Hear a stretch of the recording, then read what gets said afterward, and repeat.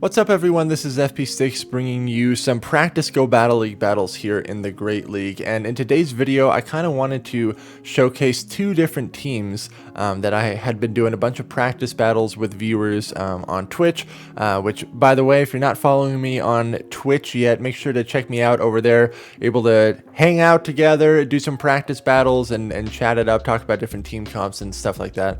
Always a good time.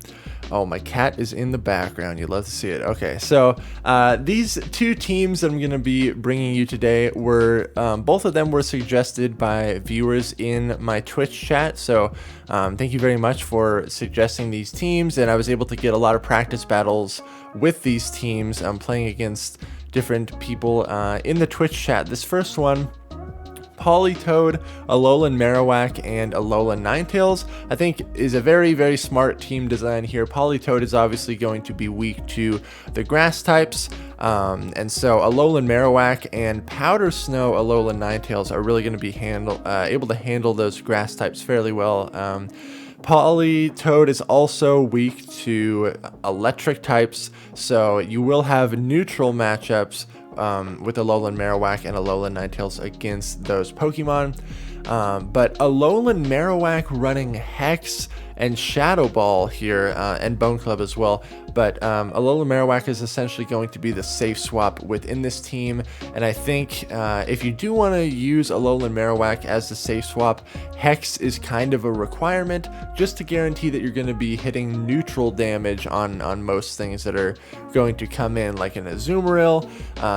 And especially running Shadow Ball, it does give you a little bit more play there, especially since Shadow Bone's damage was slightly nerfed. But I think this team is a lot of fun, and I really like Alolan Ninetales running Powder Snow. You're able to rip off these Weather Balls fairly quickly, and whenever I run a Powder Snow Alolan Ninetales, I do prefer to have Dazzling Gleam as the secondary moveset there.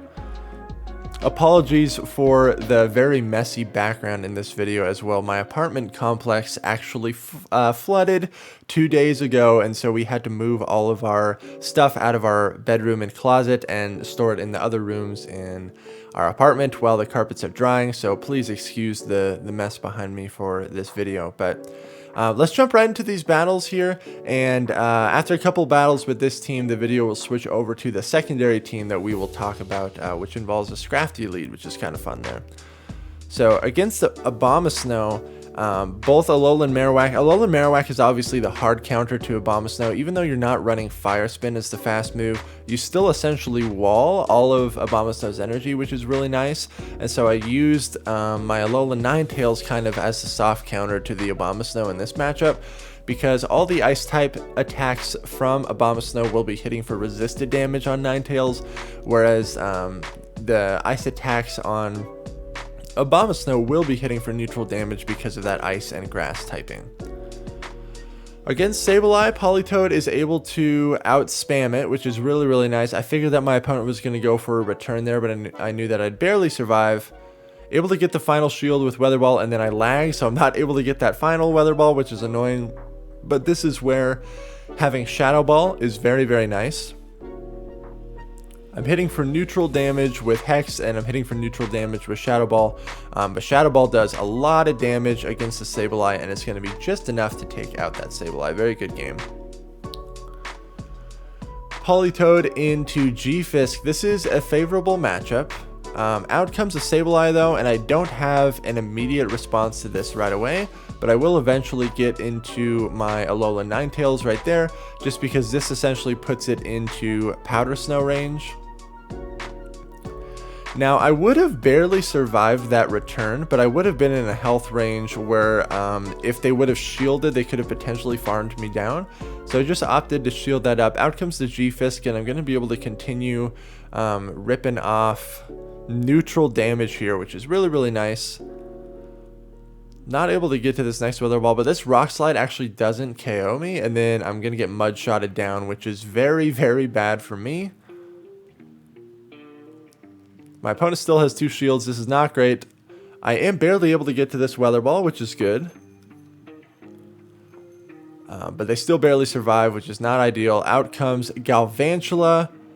I'm able to get my Alolan Marowak onto this, but because I'm not running Fire Spin, it's not hitting for super effective damage. I'm only hitting for neutral here. I'm just going to go for a Bone Club, but look what my opponent does. They no-shield the Bone Club, and that puts me in a terrible spot. If I would have thrown Shadow Ball there, they would have been one-shotted, and I would have easily won the game, but very nice call. Calling the bait right there. I'm able to get to another Bone Club, but this Galvantula has so much loaded energy that I am in a world of trouble here, because I'm not able to get to a Weather Ball, and my opponent has back-to-back discharges stored. So I have to shield up that first one, and then I lose CMP on the second one, and my opponent is able to come back from that bad lead there. Very nicely played. Very good game there. Politoed into Venusaur. This is a terrible lead. There's a case to be made that maybe you could run Blizzard on the Politoed, but I do think Earthquake is the better option to give you better play against Azumarill, because technically Politoed is your best Azumarill counter within this line here. So against a Drifblim, if you're able to successfully land a Bone Club bait on that first move, you can easily win Switch, and I really should have fought for Switch in this matchup, because that is... Politoed into Venusaur is such a terrible lead, especially when shields are up. And because I was able to successfully land that Bone Club with my Alolan Marowak, I could have easily just double shielded and ensured that I would have been able to regain switch advantage, but terribly played on my part. There's a Bastiodon in the back, and so alignment in this game was everything. And because I wasn't able to achieve that with the secondary matchup due to my own mistakes, this game is pretty much over. And my Earthquake gets shielded, which is very, very bad. Even if I were to bait there, Earthquake is non-stab, and I don't think would be quite enough to KO the Venusaur at this range. Because I'm going to be able to land it here, and you can see it's still not enough damage. Very unfortunate for me. And I'm going to be able to farm this down, but the Bastiodon is just going to be... absolutely destroying my Ninetales. Good game. I definitely had a win con there if I would have just regained switch advantage, but I was not able to do that. Into Frostlass. So this is interesting. I'm resisting the ice type attacks, but Shadow Ball is going to do a big chunk. It won't one-shot Politoed. Politoed has like above average bulk. They catch on their Azumarill, which was a very nice catch on their part, but that Frostlass has so much energy stored here.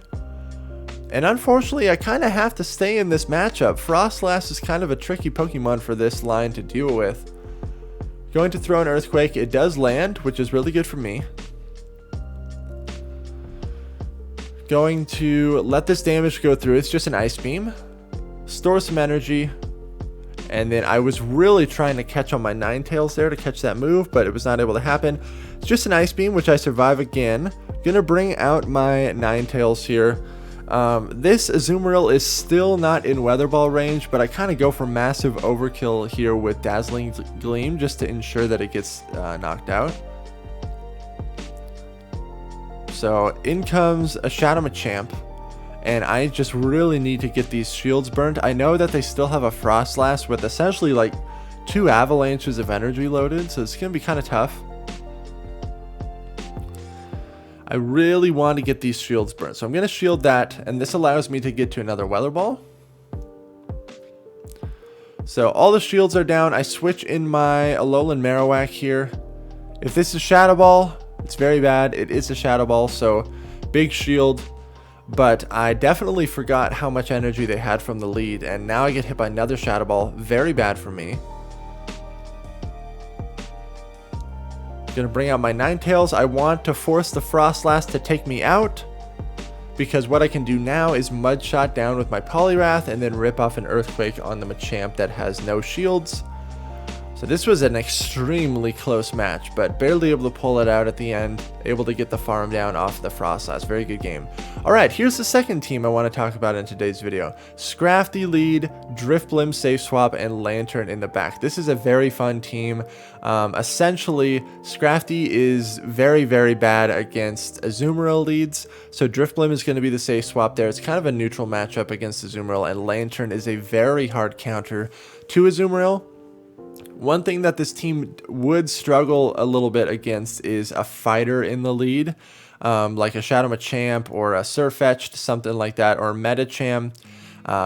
Because Drifblim is still like the best response against that, and I think Lantern is a little bit too risky of a safe swap just because it's so easily hard punished by a grass type. So even against a fighter in the lead, I'd probably still swap in the Drifblim and just hope that maybe shields down, Lantern can potentially get an energy advantage and take out the fighter. But Lantern is a very, very solid response to Azumarill, even when they're running Play Rough.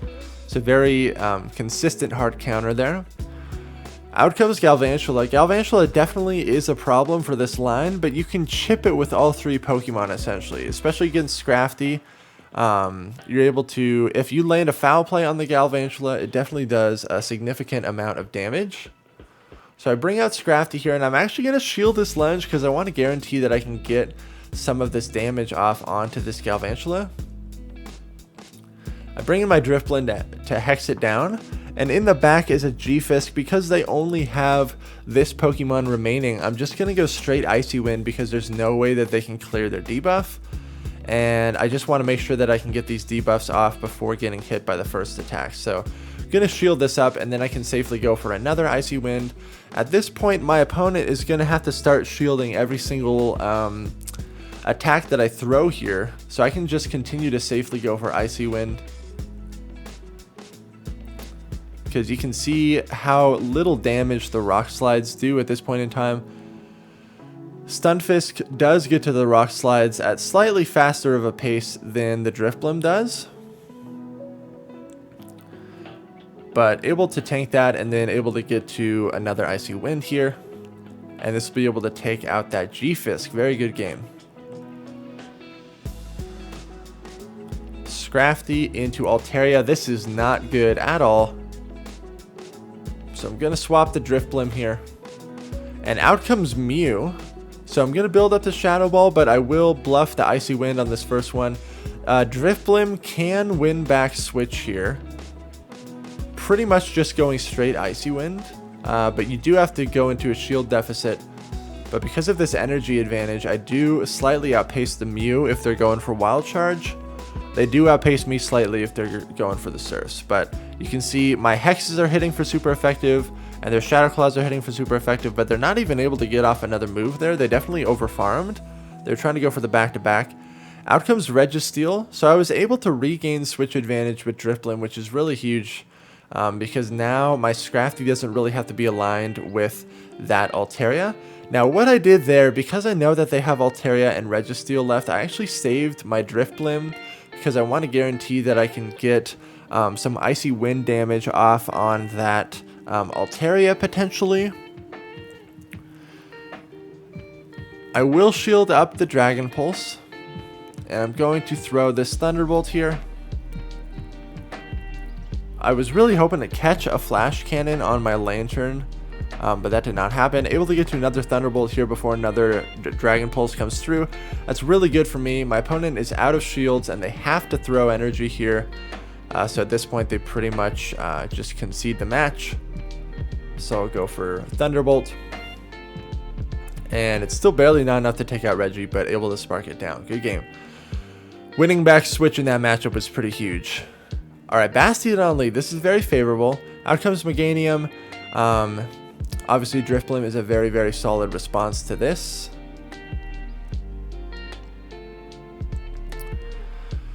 And so I land the Icy Wind as soon as possible because these Frenzy Plants still actually do chunk. I want to leave this matchup with as much energy stored as possible. But I don't want to get hit by another Frenzy. I know Bastiodon's going to come out and farm me down, but my opponent is actually waiting out the switch clock here. So I think that I was like hard reading that this potentially was going to be a double grass line, which is why I preserved my Drifblim, and I was completely wrong. But out comes Pelipper, and all I'm looking to do here is just burn shields. Saving the shields for Lantern here is essentially going to be my win condition, because that's going to allow me to Hydro Pump the Bastiodon. I still have energy stored with my Drifblim. My opponent no shields there, which is very smart, but Lantern's going to be able to spark this all the way down. And then at this point, my opponent concedes the match because I two shielded lantern. I could have gone just straight hydro pump to handle that matchup. Galvantula lead again. This is tricky, but I'm gonna stay in. And I tried to sneak in an extra counter there, but that was not the case. Lunge only hits for neutral because of the fighting and dark typing. So you can see I'm going to throw foul play in the middle of the Volt Switch animation here because I know that I do lose CMP. And they let that foul play go through. So I'm just going to go straight power up punch here. They no shield it. But I'm totally fine with letting this go down because once Galvantula is out of the picture, my backline does have a lot more play. Able to hex it down before the Volt Switch registers. That's really good for me. What do they have for this Drift Blimp? They bring out Mew. And so again, like we're both hitting each other for super effective damage here. Gets shielded. But it is kind of nice going straight Icy Wind, especially when the first one gets shielded. I do correctly shield up a Wild Charge, and then they're able to catch on their Azumarill. That is not super great for me, but we know that Lantern is a hard punish to this, so I store energy, and then I, in turn, catch an Ice Beam on my Lantern, which is great. Now, I don't think Thunderbolt actually does enough damage at this health range to even knock out the Azumarill, because Azumarill is just so bulky. But I'm able to spark it down and leave this with some stored energy, which is really good. Because I debuffed the Azumarill, I honestly should have like severely undercharged the Thunderbolt and sparked it all the way down to have 100 energy. But I'm just going to go straight Thunderbolt against this Mew. And the Mew has to essentially throw Wild Charge to take me out. So I'm just going to save the shield for my Drifblim. I have the Shadow Ball loaded. And I knew that Mew wins CMP, so I really needed to save it for this Drifblim to guarantee that I can get this Shadow Ball off on the Mew and take it out. Good game. Scrafty into Altaria. This battle's up against Jonathan Kelly, one of my friends and patrons, and I know his team. It's Altaria, Azu, Shadow Machamp in the back. And so, unfortunately, Scrafty has no value against this line. And so I was trying to figure out a way that I could potentially beat this, but the way that he really likes to play this out is just save 2 shields for the Shadow Machamp. So I'm wondering if I'm going to get a shield here. I do get a shield, that's good for me. This Ice Beam would really hurt. So I will shield it up. And then I'm going for another Shadow Ball here. Gonna see if he's gonna shield. Most likely he lets it go, yep. The unfortunate thing is that Scrafty has no play here. And so I will throw this Icy Wind, but I already know that he's going to save both shields for his Machamp. And I'm not quite sure how I want to play out of that. Could have potentially saved my Drifblim right there and like caught on Scrafty, but like I'm out of shields, and so I know that the Machamp is just gonna come in and do a lot of damage. Even if I attempt a sack swap on Scrafty here, he can just easily undercharge and farm me all the way down and have a lot of stored energy coming out of that. So I'm in a very tough spot, unfortunately. The Machamp with the shield advantage in the back is very strong, especially against a team where Scrafty unfortunately had no place. So I'm gonna lose this game, but very good game.